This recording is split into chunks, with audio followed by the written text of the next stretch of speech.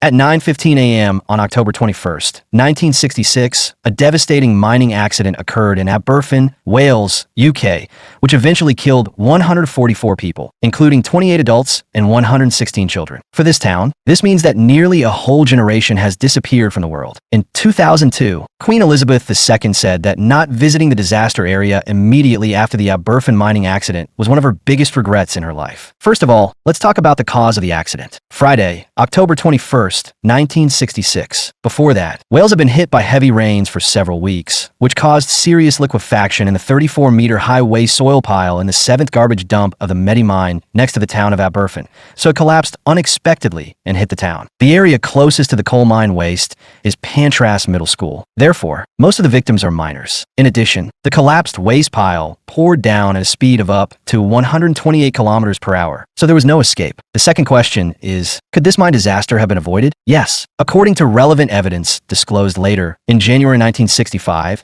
some parents reported to school leaders that some streams were found flowing out from under the coal mine waste pile, and even a small river was formed on the ground. These waters caused the movement of coal slag, and in severe cases, they could even block the children's way to school. The school has repeatedly reported this to local government departments, and many local residents have petitioned the government, but sadly no one paid attention. According to regulations, the height of the waste soil pile should not exceed 6 meters, but the energy company involved in the incident piled the soil mountain to 34 meters, more than 5 times the regulation. So who should be held responsible for the disaster? The Aberfan mine disaster instantly turned into a political storm. The ruling party, the Labour government, headed by the newly elected Prime Minister Harold Wilson, faced great challenges, and the people mainly pointed the finger at the National Coal Board. At first, the government department argued that the mine disaster was just a sudden natural disaster and had nothing to do with them. Later, the parents of the children and the victims in the heroic town of Aberfan were investigated for 76 days. After questioning 136 witnesses in court, it was concluded that the National Coal Board should be held responsible for the disaster. Quiet!